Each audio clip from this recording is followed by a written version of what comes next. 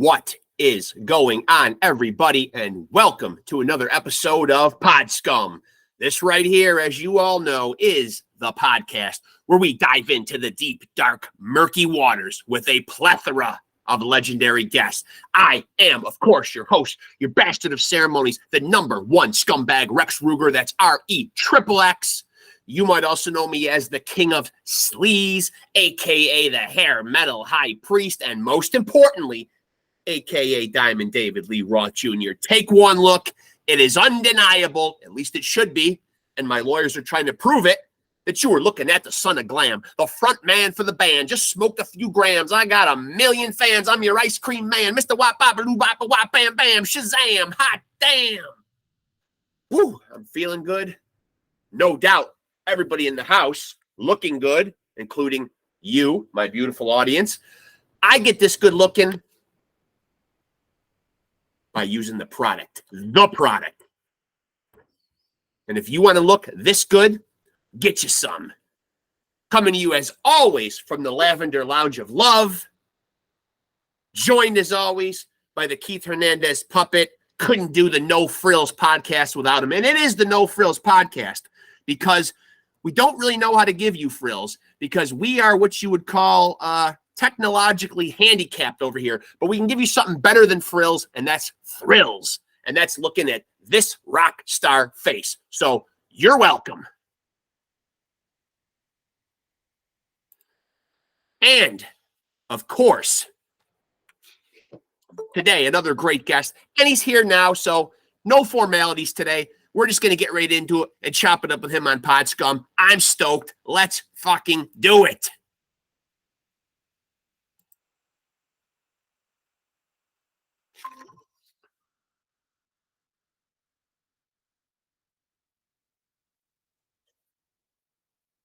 Video. Man, look at that.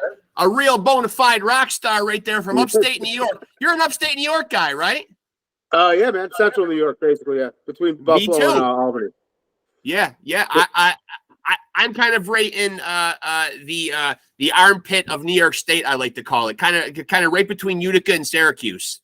Oh, okay, yeah. Yeah. I work in Oneida. Oh, you do? Okay, yeah. Right down the road. I'm literally in Deansboro. For any of my enemies that want to drop a bomb on the house, here I am. Nice. You know. So Marcus Rafferty, an official member of Mudvayne. You know what cracked me up when I was trying to look up stuff to talk to you about, man? For the longest time, and this is probably like circa 2021. I love how all the articles had you as who is this mystery second guitar player for Mudvayne? Oh, yeah. It broke the internet for like 3 days. That was funny. Cool to break the internet, though, right? Oh yeah, absolutely. Yeah, man. And I've been going through this saga, and people that watch this certainly know I've been going through a real fiasco, man. I'm 50 years old, so I don't know a lot about technology. But so I'll bounce this off you because I've just upgraded here the internet system. So how am I coming across here? Okay. Yeah, you're fine. Yep. I'm fine, and I'm not getting stuck or too pixelated or anything, frozen. Nah. Awesome. So that means this is the one thing Google's figured out. Yeah. Well, because you're kind of at technology's mercy when you're doing these things. You know what I mean? You can't really control what's happening on your end, and you certainly can't control what's happening on somebody else's end. So it's really an uphill battle. But I'm eager to know. When I'm collecting information on you, you've guitar teched for a lot of great bands. But how do you make the foray into becoming a full-fledged member of Mudvayne? Oh, dude, so first, it's Jesus Christ, I don't even know where the hell to begin. So I was with Chad for, hell yeah, it was 2007 I started with them. Yeah. And then a few years into that, I started doing backups in Guitar World because I guitar tech for the band. So I was just doing backups in Guitar World with Chad because I could sound similar to him anyways. So moving forward, we were always singing together. And then when they fired up Mudvayne again, they called me out to go out and tech. At first, I was like, no, I'm home after COVID. I didn't want to go and do shit anymore. Yeah. But I was like, fuck it, 4 shows, let's just go out and do it. And then they didn't want to run tracks or any backing tracks or anything like that, which is it's one of those things that if you go to a concert nowadays, you're probably going to hear a lot of backing tracks. But that band's they've always been if we can't pull it off live, then we're not going to pull it off. So they asked me to come in and be a hired gun for the show and come and play some shit. So I'm like, fuck it, man, let's do it.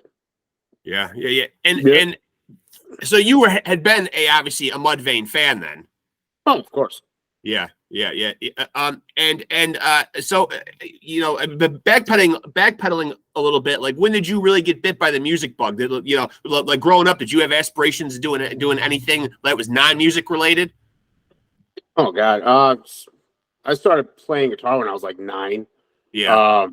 So that was basically it. I mean, most kids went and played sports in school and shit. I played guitar, with my friends. I smoked a lot of weed and played guitar. That's about what happened. Yeah. So I mean, when I was growing up, I always wanted to be a rock star, whatever that entails. And then this is the closest I've gotten to it. Yeah. Jeez, does that even exist anymore? Getting to be a rock star? I don't think so. I think they've all gone away. I mean, especially tomorrow's the anniversary of Vinny's death, and so and he was one of the last remaining. Yeah. Obviously, rest in peace to the great, to Vinny and Dime. I mean, we'll get back to the Mudvayne stuff, but while we're on the topic of that, like, what's your view? It's such a polarizing topic. Where do you stand on this whole Pantera? You call it what you will, tribute, reunion. Yeah, I mean, you know what? If they got to go out and do it, they got to go out and do it. Everybody needs to make a buck. Yeah. The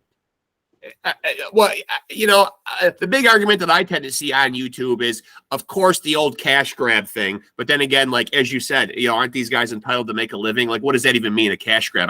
I go to my job every day. Is it a cash grab? Sure. I mean. So, I mean, I don't know. It's weird. The whole situation's just weird. If you were going by morals, it probably wouldn't happen. Right. If you were going just by a business standpoint, of course it would happen. I mean, it was like Vinny's last wish that it doesn't happen, but it is what it is. Yeah. Everybody's got to make a buck, So now, of course, you mentioned Mudvayne getting fired back up again. So to what extent are the fans, to expect Mudvayne getting fired back up in terms of what? They've obviously been on a very long hiatus. Is it going back out and playing past stuff? Is the hope to do brand new music? I would hope that they're going to do new music. So, I mean, basically, as far as any writing or any of that's concerned, I get asked the question a lot of, like, if I'm being involved in it or if I want to be involved in it. Yeah. I would think eventually I would like to be involved in it, but being a fan of the band, first and foremost, I would like the first music that comes out from Mudvayne to be from the 4 of them anyways. Right. That was the band that I fell in love with. And then later down the road, if they're into it and we have time to actually do it, of course, I'd love to write. It'd be great. Yeah. I've been writing music my whole fucking life. I mean, what the hell else am I going to do? And when you say write music, I'm curious, like, what is your, whether you're writing lyrics, or you're writing riffs or solos on the guitar, what is typically, your creative process? Are you one of these guys who, gets sparks of creativity throughout the day? Or are you a guy that, like, you see a lot of these guys are very disciplined. Like, they can treat it like a job. Like, from 1 to 5, I'm going in that room and I'm going to, write God, music. No, that's not you.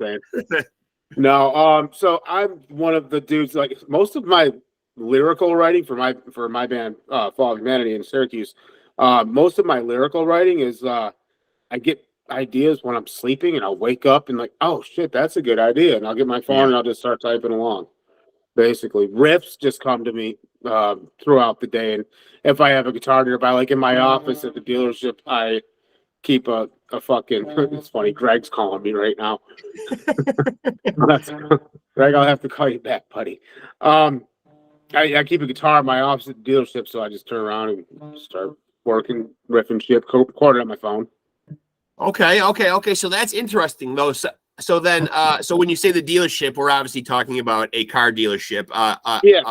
And your coworkers, obviously, have to be cool, obviously, with the idea of having somebody that's in a multi-platinum band, working at the car dealership. But are any of them fans of Mudvayne? Oh yeah. There's definitely some there. Yeah. They're all cool about it. They all know the situation and shit. Like my cousin owns part of the dealership that I work at, so he's letting me go and do what I have to do. But I mean, they all know. I think they get a kick out of it too. I don't sit. It's funny enough. I don't sit there. I don't like use it to my advantage or anything when I'm actually selling a car or whatever.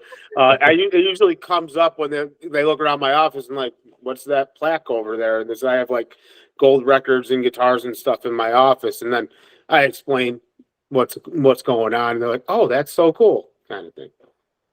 And the car dealership business, I'm always fascinated by it. You know, simply for the fact that, you know, just to sidetrack from music for a minute, when you go in to buy a new car, and I may come see you because I am looking to make a change. You're right down the street, man. Basically. Yeah. And I am right down the street. And but the car dealership business, it always seems like, you know, when you're going to come onto a lot, and this is probably very useful for people out there watching, you know, aside from the music conversation, you know, when you come onto a lot, how is it decided what salesman comes out and grabs you? Do you guys draw straws? Because obviously there's a lot of commission involved. You know, is it just who gets to the person first?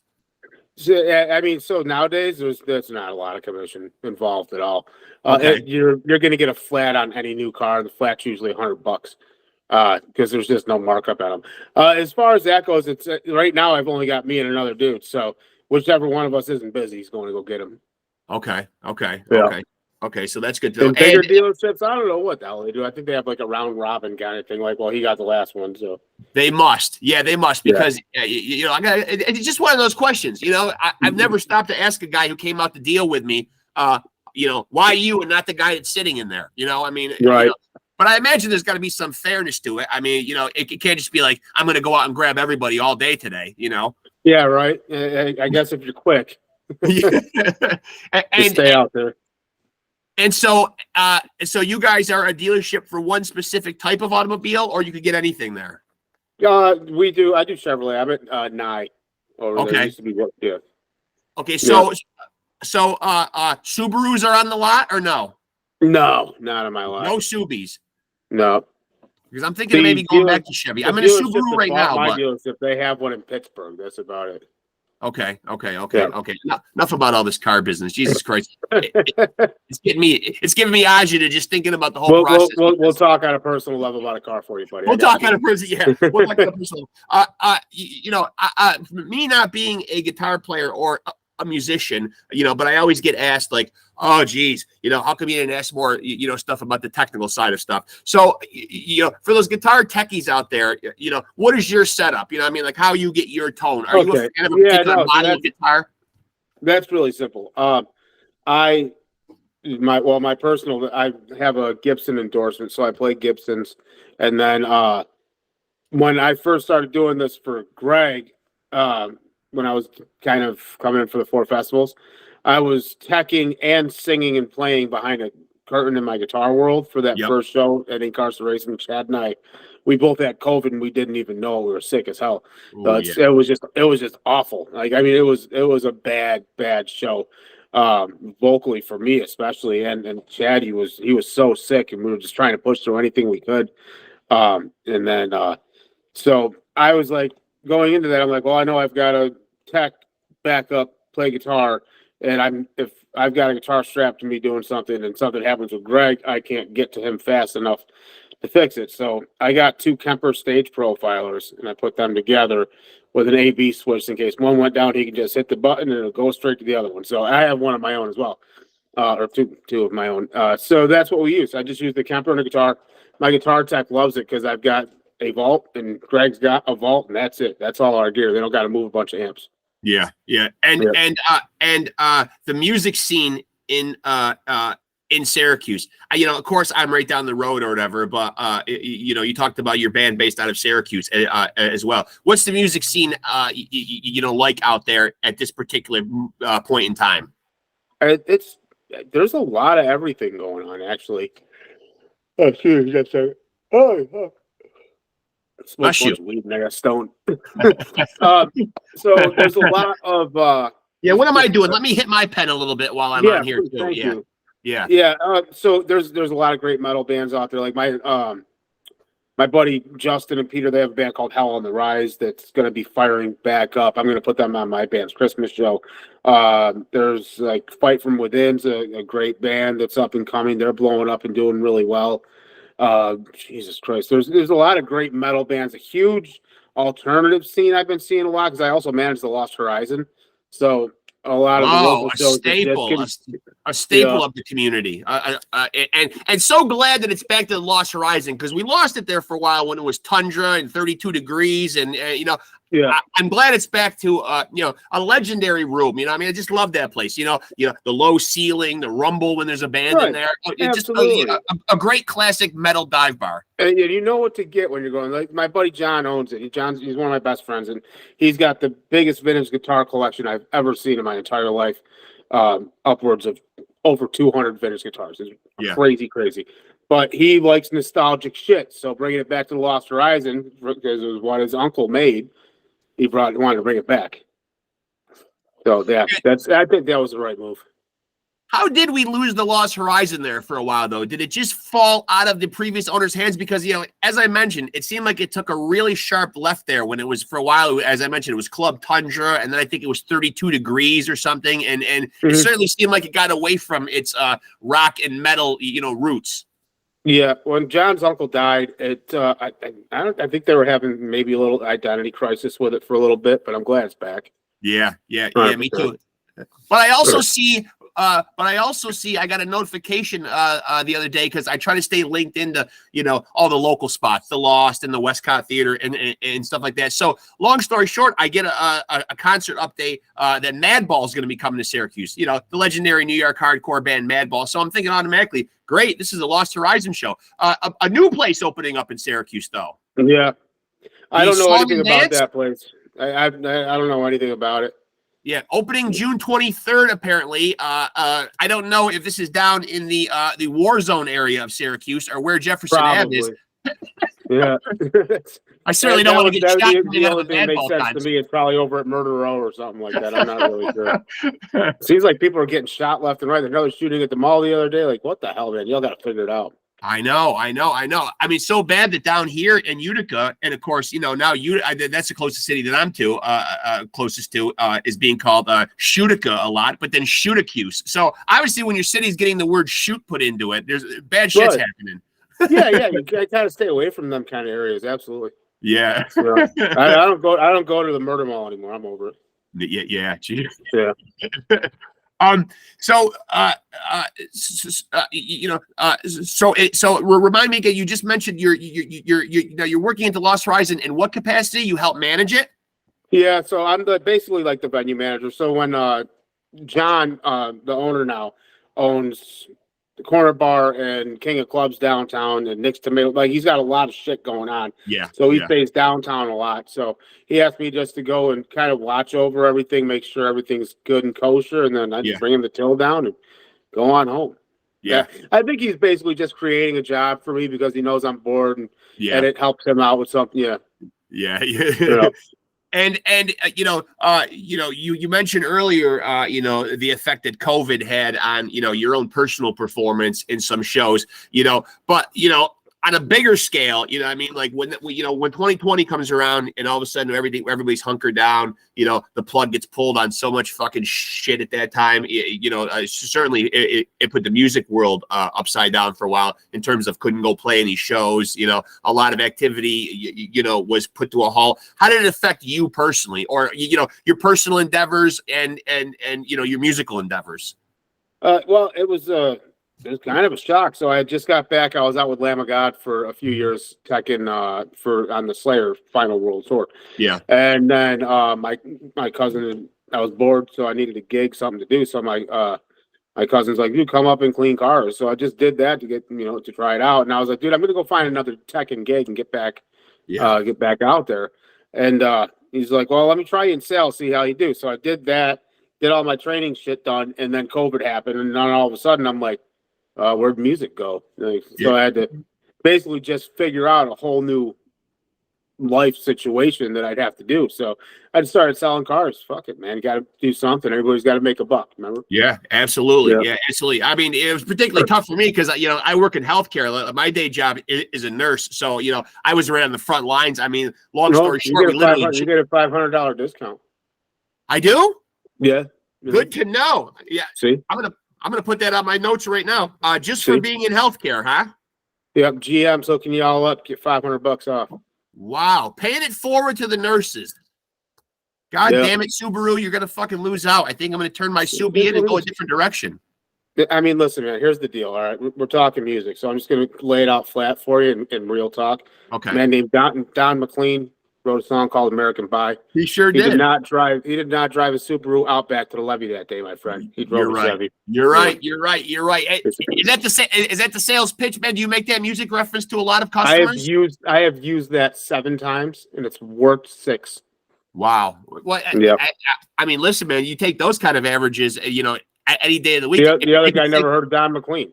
If you're making 6 out of 7 free throws, if you're getting 6 out of 7 hits, I mean, you're doing well, my friend. You got to play to your strengths. You know what I mean? If a music reference is getting sales, you got to roll with it. Yeah, man. I mean, just like my favorite quote from Almost Famous, like, I didn't invent the rainy day. I just own the best umbrella. Yeah, you got to be able to pull a few of those out once in a while. And absolutely. And so what would obviously when you say I went and did the car gig for a while, but I really wanted to get back out on the road in tech. So obviously you've got the fever to do music. So are you hoping that the activity for Mudvayne picks up as far as shows and possibly doing new music? Is that the aspiration? Is that the aspiration for you? I mean, I love the guys so much. Like we've been brothers for so many years that when I'm playing on stage with them, it's like I'm jamming with my friends. Like everything's great. If we could do that every single day of the goddamn year, awesome. Yeah. But hopefully it works out that way, but it never does. It never does. Everybody's got their own lives, but I think step one is just getting back together, getting back on tour. We're flying in to our rehearsal spot the second week of July. We get to hang out again, start talking, practicing, and everything else, and then get ready to fire up. And when you go, and backpedaling a little bit to the top of the interview, when I mentioned about all the metal and rock websites, back in 2021, and you being this mystery second guitar player. It sounds like though that you've had involvement with Mudvayne for a long time. How is it even at that point that you're still a mystery? You've obviously got to be a name that's attached to the guys into the band. Oh yeah. So it was a mystery because I painted my face basically dark colors like dark greens and dark grays and whatnot, and I had a hood on because we just kind of wanted to be a mysterious thing. Like, what the hell is this? So I saw some of the guesses were pretty good from people. I got somebody guessed Rob Flynn at one point. There was a whole bunch of names people were throwing out there. Who the hell it could be? And no, it's me. It's just a tubby dude from New York. And are they saying like a Rob Flynn or any other name that they drop? Are they saying that based on a replication of a guitar tone, or they think that's his playing, or they just are just guessing on your appearance? I think they were just throwing rocks at a board, hoping that one of them will go through. To be honest with you. Holy shit! It's Rob Flynn. Yeah, right. Jesus, I mean, I'm glad that they at least picked dudes that are kind of fit. That made me feel better. Yeah, great guitar. And I'd be like, man, is that fucking Ralphie May up there? Like, hang on a second. Are you more of like I feel like this is something the guitar players have a definitive stance about. Are you more of a riffs guy or a leads and solos guy? Dude, it all depends on the band, man. I played in a band called Silent Civilian back in 2006. There was a thrash metal band, and I was the lead guy, and all of that shit. When I play, okay, so you'll be able to understand this better than most. The Syracuse area, we have a distinctive groove to us. Yes, and we've had it since the '90s. It's all that, dun, dun, dun, dun, dun, you know, Yeah. that's the groove. That's what I like to play. Yeah. I actually saw somebody refer to that sound as long story short, I was a metal kid first, and then I kind of went back and kind of discovered like punk and hardcore. And so recently I realized that I missed the boat on a great New York hardcore band from right down the road again in Troy called Stigmata. And so I'm going back and I'm rediscovering all this stuff. And I see somebody down in the YouTube comment section says, man, I will fuck with that guitar tone, man. That WWE Monday Night Raw fucking guitar fucking tone all the time. Yeah. And you know, I get that. I got that. No, I mean, that works. I mean, if I totally hear that. Absolutely. 100%. It makes me think of like a Stone Cold walking to the ring and you hear like the, you know what I mean? As soon as I read the comment, I'm like, for some fucking reason, I get that.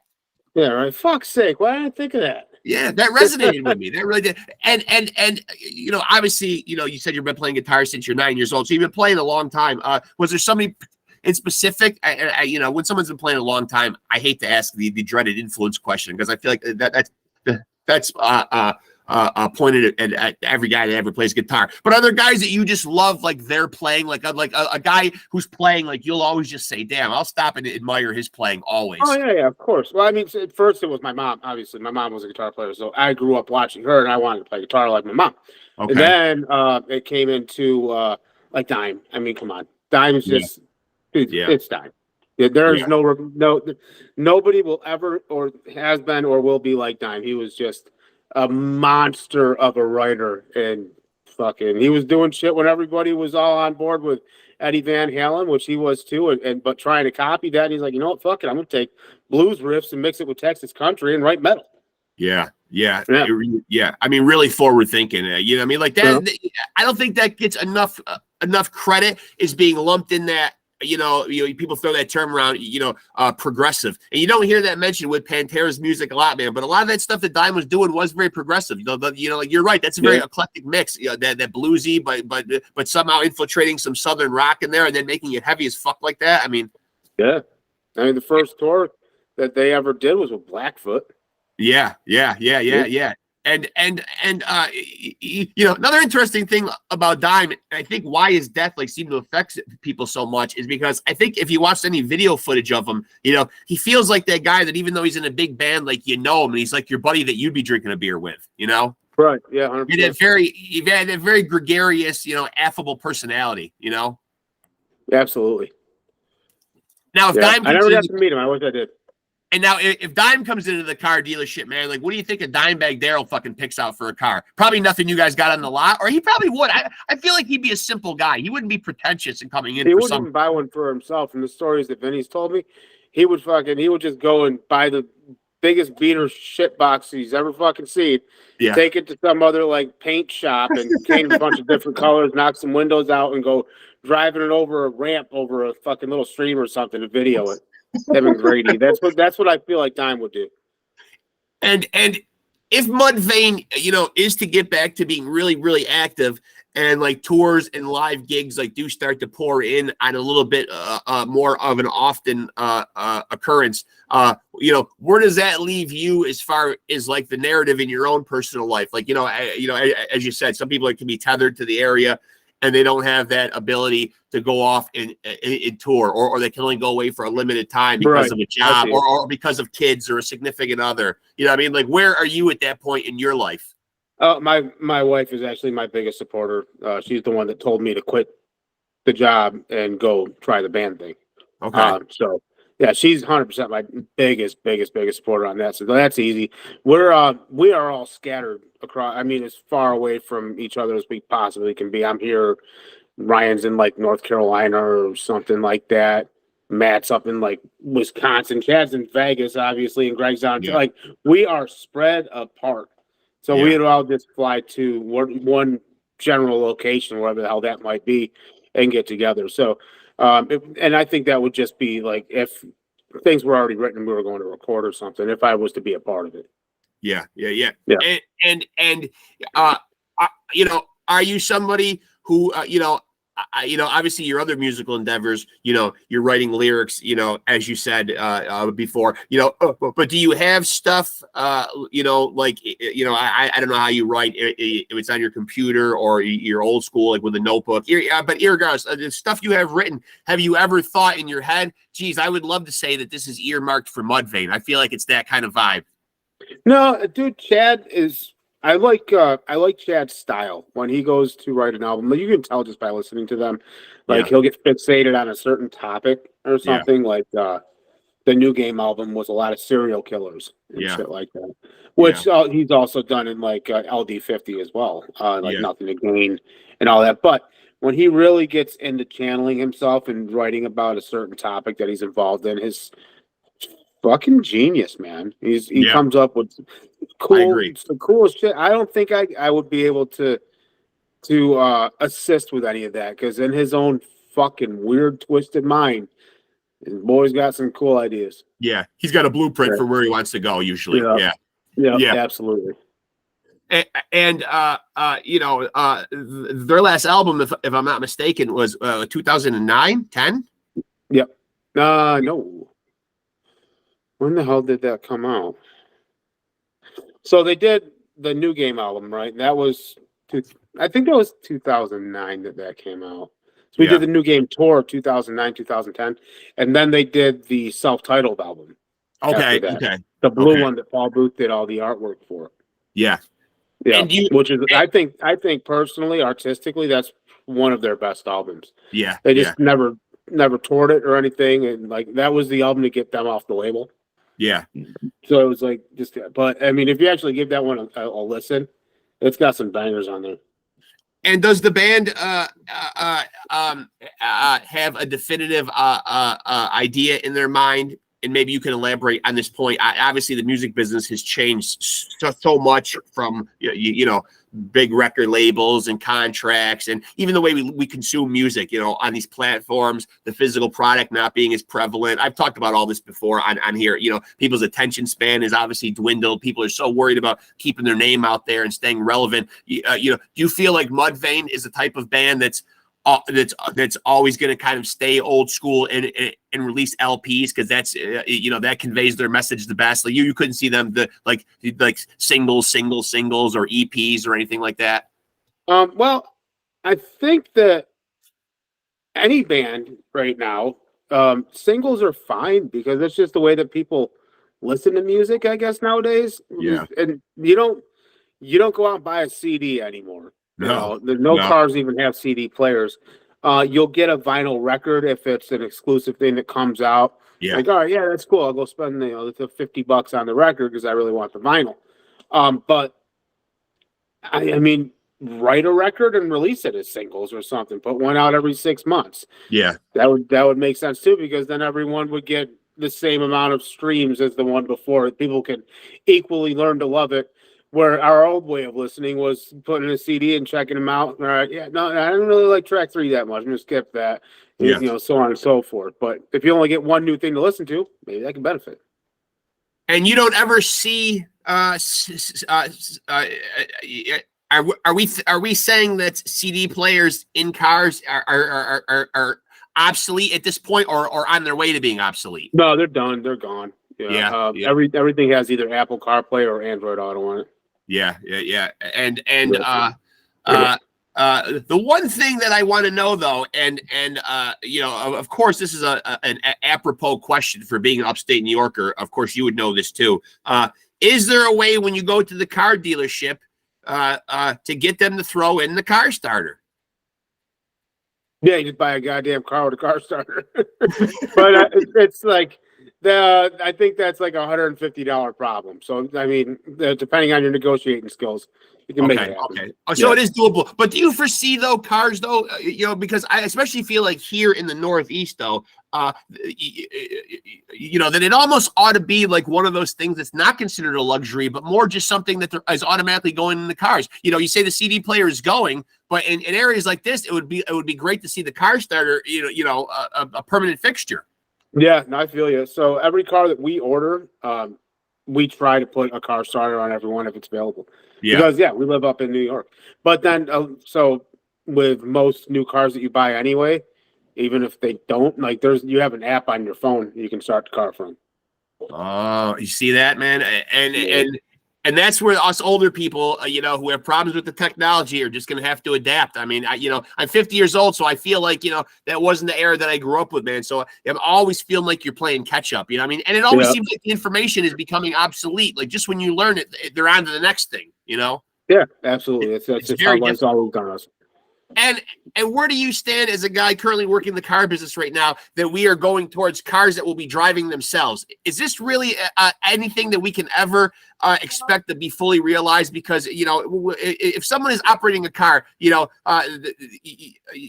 rationale for human thinking and reacting, will that ever be able to be taken out of the equation and we can get a car to actually do this safely?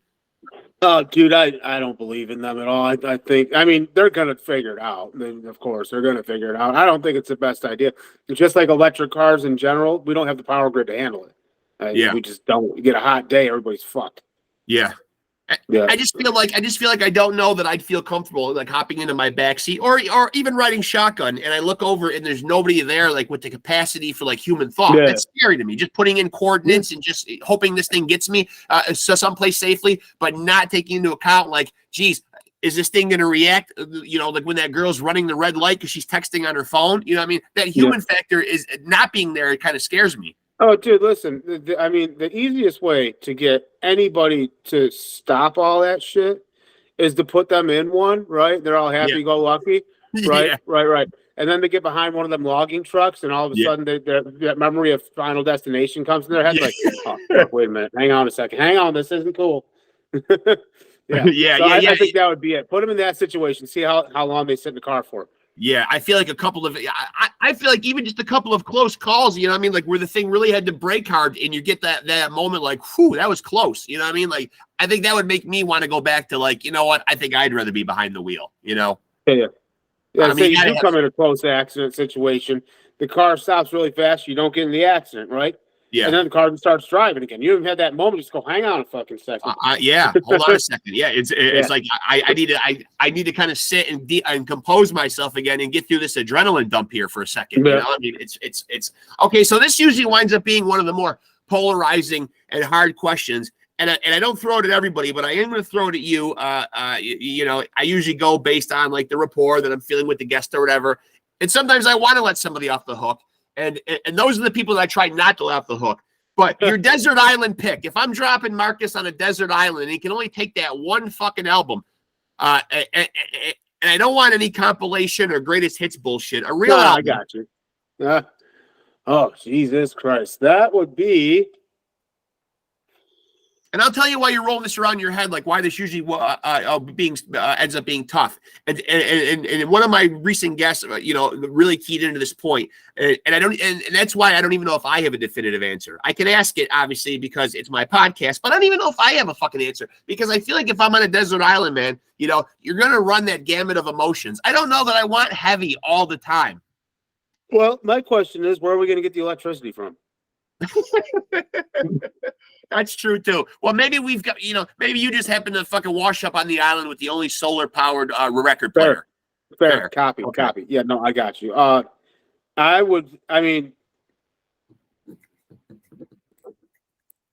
there's so fucking many. Snot Get Some is like my favorite all-time album. Okay. But then again, I could listen to fucking The Highwaymen. There's just so many different, you know what I'm saying? It's a wide variety there. I'm gonna go. You're a fellow. I got him tattooed tomorrow. Who is that? In the light. Okay. Snot. Okay. Yeah. It's almost like when you brand yourself like with a band. That's got to be one of the albums that you take. You know what? You're a fellow upstate New Yorker, man. I'll let you take two. Okay, Snot and what else? Snot and man, goddamn! I can't do it. I can't do the first one. Gets you the second one. I can't do a fellow upstate New Yorker like that, man. You know, what I mean, yeah. Because I would probably go with the Forrest Gump soundtrack, but that's a compilation. But a nice way to sneak through, though, man, because I don't know. Yeah, I guess I never looked at the soundtrack loophole. Good one. Checkmate, sir. You got me there. Yeah. You know, I mean, kudos to you for for spotting it, and shame on me for not for not including it in there with compilations and or greatest hits. You know what I mean? It's a fair point. Yeah, the Forrest Gump. I was just watching it on TV the other night. You know, it's slowly become one of those movies over time, man. That a lot like a Goodfellas or something. You see it on TV, and you're going to stop and watch for 20 minutes. It doesn't matter what part of the movie it's in. Yeah, I suddenly 20 minutes turns into you've watched the whole goddamn thing. You know, I mean, yeah. I sat on the phone one time, my buddy Frank, for like 2 hours just reciting the movie as it was playing. It's stoned as fuck, and he's like, "So did you call me for anything important?" I'm like, "No, this is about it. Just watch Forrest Gump." Yeah. I love the fact that I'm talking to a fellow weed lover as well. Weed for you, from a creative standpoint, a help to you? You think, or doesn't even better matter? than when I used to drink alcohol. I'll tell you that. Yeah. Yeah. I think I always just liked when I was a kid, I was like, oh yeah, it makes me really creative. Now I'm just like, God, it makes me fucking dumb, but at least I'm funny and happy. I mean, did you ever think though, man, like, going back to when you were a kid, that you'd ever see it this accessible though? No. I mean, I always figured that it would be put around more in different things and more easily to get, like candy bars and things of that sort. Yeah. From the edibles point of view, but I was like, if any place ain't never gonna make it, it's gonna be New York, and I was shocked when we did. I'm like, shut the fuck up. When I got my medical card, it was like the happiest day of my life. I was trying to keep it together in the doctor's office, and he's like, no, I think you'd be a good candidate for our program. I'm like, keep it together, man. And he's like, and I'm going, since you are a user, I'm gonna suggest you for the highest amount of THC. I'm like, keep it together, man. Wow. Wow. Yeah, wow. No, that was a great day. I mean, without mentioning his name, though, I mean, shout out to Doc. Wow. Yeah, awesome. No, Dr. Matt over there at West Taft. He was man. And what's the criteria? Because I am still one of those. I certainly don't want to call myself an illegal smoker, but I'm still the kind of guy that procures it from a dealer. You know, I mean, I'm a little old school that way, but I certainly would like to. I got my guy. Yeah. yeah. I got my guy. Yeah. I don't go to dispensaries anymore. I mean, there's one in downtown Syracuse that just opened up on Friday, I believe. That's 3 stories that I'm gonna go and check out because, I mean, come on. Yeah. So you're gonna definitely go and check that out. But I mean, besides that, I got my dude. And especially Arabia, I feel like no matter what and how much it's been decriminalized, I feel like, especially old school guys, man, from back in that generation, like when it was very taboo and frowned upon, I feel like you're always going to keep that guy in your back pocket. You got it. 100%. Yeah, 100%. Yeah. My uncle's had the same weed dealer since like the 1970s. Yeah. It's always it's always great when you can get a guy and like you can actually stay committed. I think having a good weed dealer is like having a good attorney or that friend that's like a cop. The greatest best friend, that you only see once or twice a week. Yeah. But the crazy thing is, though, like not even like the criminalization of it, man, but just the fact that now you can walk into like a nice and easy, and of course it's not top grade shit, but you can get CBD oil and all this kind of shit. I mean, like that accessible. I never thought that we'd see. I thought maybe we'd see some decriminalization, and maybe the government would come around a little bit. I would figure more tobacco companies would have jumped on the bandwagon and started making packs of joints by now. Yeah. Ooh, that's a nice idea. I know. How did they not get in on that? Because I feel like that would cut down on tobacco. Joints, bro. Fucking send them out. I would buy every single pack of those. And what should the going rate be on a pack of 20 joints if they were rolled like cigarettes? Shit, man, $15. Let's go $15. Yeah, let's do it. Give us a deal. Not thinners. Make it legit. Yeah. And as far as venues here in upstate New York, we mentioned the Lost Horizon. Are there other venues here? And obviously people are tuning in, to the podcast that do live in New York will obviously understand or whatever, but they can certainly Google these places or look them up or whatever. But because we're obviously talking as a couple of upstate New Yorkers, but are there venues that you like out there? Obviously the Lost, we talked about it, legendary. Yeah. Do you like the new Lakeview? No, I do. I went out. I actually did the General Pop situation one time, which was pretty interesting. But I parked and walked in and all that shit. Normally, I only go there when I know people, and I'll park behind the stage because I'm fat and I don't like to walk that far. You know what I'm saying? Yeah, just I do know. It's real life. Yeah. So I did the experience on the lawn and everything. It was cool. I liked it. I mean, it made me very appreciative that I don't drink alcohol anymore because Yeah, holy shit, man. I know. Jesus I Christ. know. If you can go there with 5 individual $100 bills, you won't even leave with a buzz. I know. Yeah, I Gone. know. And Jesus yes, Christ. yes, in their defense, they are trying to give you a tall can, but they are charging you an arm and a leg for it, though. Like $23 fucking. Yeah, Jesus yeah, Christ. yeah. That's for tip. You're $30 a beer. I mean, for that, that can should be filled with like Jack Daniels or something. I mean, for that It price, can't you know be what filled with a hand job. Jesus Yeah. Christ. Wow. Uh, Unbelievable. and your feelings on the Westcott? I've been to a handful of shows there. I played a show there. It was the show was I played a show with Crowbar there before. Okay. And it was a good show. Yeah. Yeah. I'll tell you what. I think the loading was a little rough, but that was about that. The load-in was rough because It's just from where you have to park and this weird little stairwell thing to get in. Yeah. Yeah, it is Yeah, kind of a weird. national show. There's a right pain in the ass. I've been a couple of my buddies were telling me about it when they came in with like their Devour the Day or who the fuck else is playing, whatever bands have played there. I have friends there and they're like, yeah, dude, like fucking loading in the winter times, awful. I'm like, yeah, I can imagine.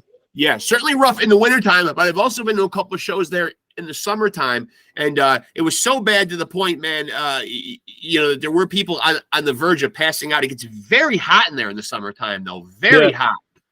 Yeah. I mean, it does at the out. Lost Horizon, too, man. We just, when we have shows like that, we crank up the AC, and then when we have to, we'll open the doors and shit just to let some air flow. But, I mean, it's upstate New York in summertime. It's not awesome. Yeah, it's not awesome. Yeah, and I was quite surprised. I have tickets. My next Lost Horizon show is at the end of July, and I've had 3 of the members on here, man. But very surprised to see a band like Buck Cherry playing there. Yeah, and I'm on tour for that one too. But when I was with Hell Yeah, we did a tour with Buck Cherry. So those are very, very, very dear friends of mine. Yeah, Stevie, their guitar player, is just awesome. He's one of the funniest rad dudes ever. But yeah, I'm bummed I'm missing that. I put my buddy's band Coffin Nails on that show. Yes, opening up, so that should be a good one. Obviously you've been on tour, you've teched for so many people and stuff. When a band like Buck Cherry makes a move like that, because they are obviously a band certainly capable of doing a lot bigger room than that. Is that something from a non-music industry person? Is that something that they do as more of like a warm up, or is that something they do between big shows to kind of keep their chops up? I'm gonna guess it's probably. Sorry, buddy. That's all right. It's almost bedtime for me. I'm gonna go ahead and say it's probably a one-off or something like that, just to go and some bands at any capacity, they'll like to do like a more intimate show once in a while. Like you see how Metallica did that secret show in San Francisco there. Yeah. There's the Machine Shop, a venue out in Flint, Michigan that we all just love. Like Kid Rock does a show there. He used to do it once a year. I'm not sure if he still does or not, but that place holds like 500 people. You know what I'm saying? Yeah. So a lot of bands will just do it just to get that old school, fucking club show in there just to have fun. Yeah. And it is, even though I am 50 years old, have had a couple back surgeries, don't jump in the pit anymore. That Lost Horizon floor, a legendary mosh pit, though. It just is, absolutely. Yeah. You go down, you're going down there getting the shit kicked out of you, and that's you're gonna walk out with a smile on your face and a bloody nose. It's just gonna happen. Yeah. Well, I'm glad to know about the $500 bonus. I like that you duped me on the Forrest Gump soundtrack, man. Kudos to you for that. That certainly gets extra bonus points and certainly catapults this interview up the ladder into certainly the top tier for sure. Especially duping me on my own show. I mean, but I will now be throwing in the caveat of no soundtracks, and I might even call it the Rafferty rule. I like it. I like that one a lot. Yeah. And you know what? Sometime in July, I may be coming down the road to see you. Come on, man. Let's do it. Hang out. Yeah. I'm going to let you go to bed. This has been a lot of fun, man. I hope we can keep in touch and we can do it again somewhere on down the road. Thanks, Mark. Yeah. Thank you, brother. I appreciate it, man. There he is, the second mystery guitar player. A mystery no more. Later, brother. Good, buddy. Appreciate it, man. Thank you. there he goes, folks. Dispense of all the mystery. That is our own upstate New York is claiming him because he is ours. Marcus Rafferty. Let's dispense of the mystery. That is your second guitar player, backup vocalist for the legendary Mudvayne.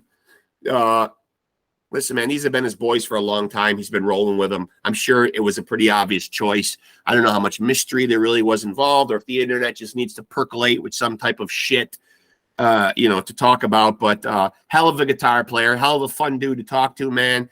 And hopefully a guy's going to hook me up with a good fucking deal when it's time for old Rex Ruger to get behind the wheel of a new whip, as the kids would say. Seriously, that was a lot of fun. Shame on me for not throwing in when I asked the question for the Desert Island album pick, for not excluding soundtracks. That's on me. Good one. So there you have it. For people watching at home, you just saw the birth of the Rafferty rule. Where Marcus Rafferty snagged the Forrest Gump soundtrack, and it's a good one too. I mean, chock full of fucking great classic rock albums. Go on up to Oneida, New York.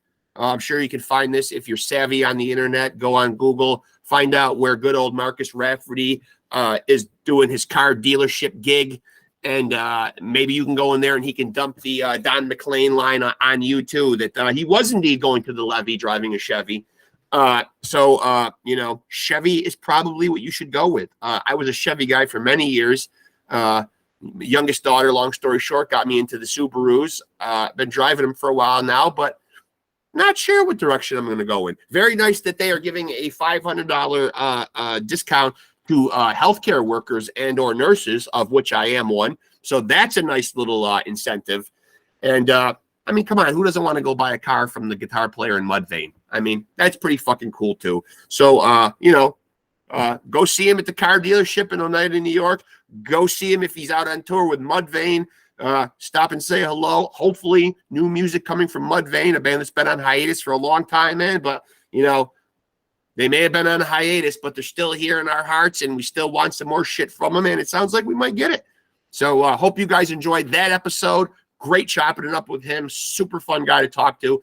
I had a blast. Hope you guys did too. And until we get together and we do this thing again, remember to take it easy and keep it sleazy.